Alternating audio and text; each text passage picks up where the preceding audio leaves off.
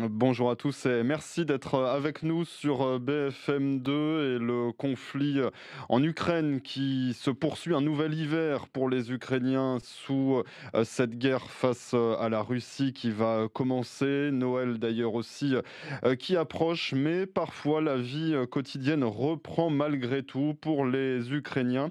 On va prendre la direction de Kiev, retrouver sur place Clémence Dibou, envoyé spécial de BFM TV en Ukraine avec Benjamin Danan. Bonjour à tous les deux. Dans cette librairie où vous vous trouvez, Clémence, eh bien, les Ukrainiens viennent chercher, acheter des livres et profiter un petit peu de cette vie quotidienne tout de même. Oui, parce qu'en fait, effectivement, c'est aussi ça, la guerre au long cours pour les Ukrainiens. On parle de guerre culturelle, mais au sens premier du terme, parce que c'est désormais interdit dans les librairies, par exemple, de vendre des livres en langue russe. Et ce qu'on s'est rendu compte avec les derniers sondages, les dernières enquêtes, eh bien, c'est que les Ukrainiens ont énormément consommé de livres ces dernières années depuis le début de la guerre. D'ailleurs, avec Benjamin Danan, on est dans cette librairie du centre-ville d'Ukraine qui ne désemplit pas. Si vous voulez, on va aller voir les nouveautés pour voir un peu ce que les Ukrainiens achètent comme livres. C'est ici. D'ailleurs, vous voyez, il y a plein de monde qui est devant. On va essayer de ne pas trop déranger les achats de Noël. Mais vous avez beaucoup de livres pour redécouvrir des auteurs, des poètes ukrainiens qui avaient été un peu mis de côté. Là, vous avez un livre sur l'histoire du nationalisme ukrainien. Vous avez aussi des livres sur des personnages historiques très importants. On a des livres aussi sur les traumatismes de guerre. Voilà ce qui se vend en ce moment en Ukraine. Alors, comment on explique cette hausse des ventes des livres? Pour plusieurs raisons. Pour des choses basiques, avec par exemple les blackouts, les coupures d'électricité, eh bien, les Ukrainiens se sont dit qu'il fallait commencer à relire des livres. Ils sont aussi, ces Ukrainiens, beaucoup plus focus qu'avant sur leur histoire nationale. Et puis aussi, ils ont une envie très importante de développer les auteurs ukrainiens au détriment des auteurs russes après l'invasion russe en Ukraine. Et Clémence, est-ce que ça fonctionne aussi pour les livres enfants, pour les enfants?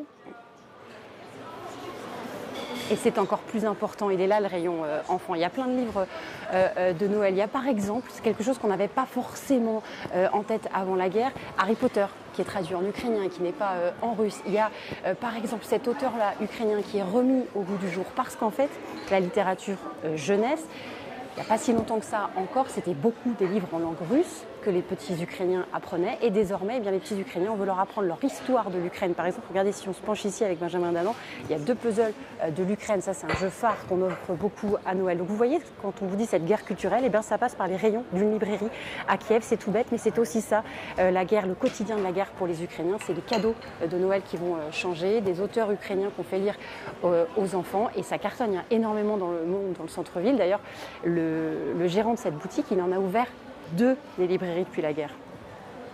Merci Clémence, on vous retrouve dans quelques instants. On va vous laisser quitter la librairie. On se retrouve à l'extérieur de ce lieu, là où il fait bien plus froid évidemment. Donc on vous laisse mettre votre manteau avec Benjamin et faire le point ensemble dans quelques instants évidemment. Donc sur le conflit qui se poursuit en Ukraine avec l'armée russe qui poursuit ses offensives.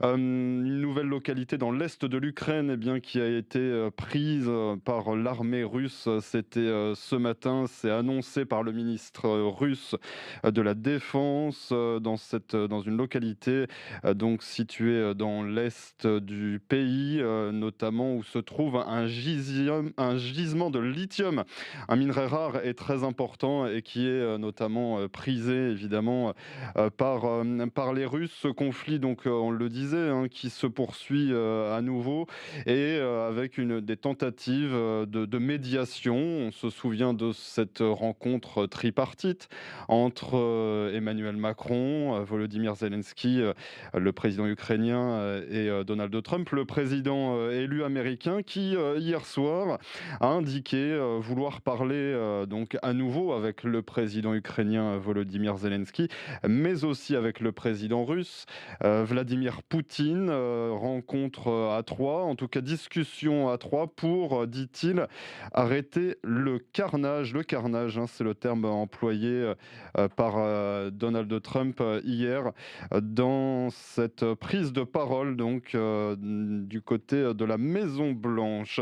On va donc retrouver, je vois Clémence Dibou donc qui s'est bien couverte évidemment pour affronter le froid ukrainien, pour donc revenir, hein, sur la suite de ce conflit et notamment la participation des soldats nord-coréens dans ce conflit. On sait qu'ils ont rejoint depuis quelques semaines maintenant les rangs de l'armée russe, des soldats nord-coréens, une trentaine qui auraient été blessés ou tués. C'est ce qu'a rappelé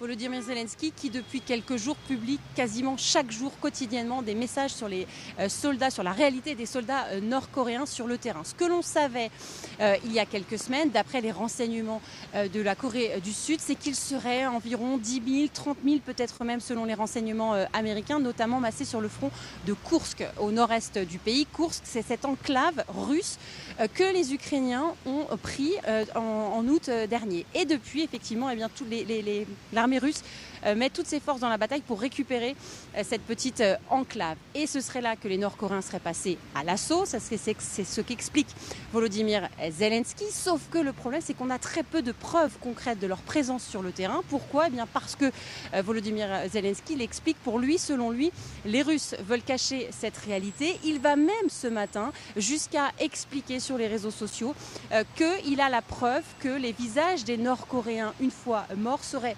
brûlés par les Russes pour ne pas qu'on puisse les reconnaître. Impossible d'aller vérifier sur place ce qu'il en est. Ce sont des accusations graves qui ne sont pour l'instant pas documentées. En tout cas, c'est ce qu'annonce ce matin Volodymyr Zelensky qui en profite pour expliquer que la Russie ne peut pas continuer comme ça à prendre des soldats de pays plus pauvres. Par exemple, ça a été documenté, il y a eu des soldats népalais notamment qui ont été appelés en renfort côté russe.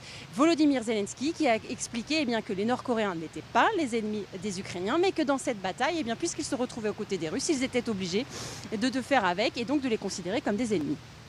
et le conflit qui prend une autre dimension aussi côté russe avec la mort de ce haut responsable de l'armée tué dans un attentat revendiqué par Kiev. C'était dans le sud-est de Moscou, hein. Et c'est une préoccupation majeure des Ukrainiens ce matin. En charge notamment des armes chimiques, des armes nucléaires. Donc c'est une personnalité très importante dans la hiérarchie russe qui a été tuée sur le sol russe et pas n'importe où, à Moscou, avec un attentat, notamment d'une voiture électrique qui a aussi tué son bras droit. Ça veut dire qu'effectivement, les services de renseignement ukrainiens peuvent mener des actions côté russe. C'est ce que l'on voit récemment. Il y a eu par exemple ce chemin de fer qui aurait été explosé par les services de renseignement ukrainiens près de la Crimée. Ça veut dire que le territoire russe n'est pas inviolable, même pour un général haut gradé. Et ça, forcément, pour les Ukrainiens, c'est plutôt une preuve que peut-être que sur le front, notamment le front de Koursk, les Russes progressent, ont l'ascendant, mais les Ukrainiens peuvent aussi mener des actions malveillantes sur le territoire russe. Merci beaucoup Clémence Dibou avec Benjamin Danan, les envoyés spéciaux de BFM TV en Ukraine. Vous étiez du côté de Kiev. Merci de nous avoir raconté la situation sur place et on continue évidemment à suivre vos reportages et vos témoignages dans la ville ukrainienne, notamment sur BFM TV et bfmtv.com.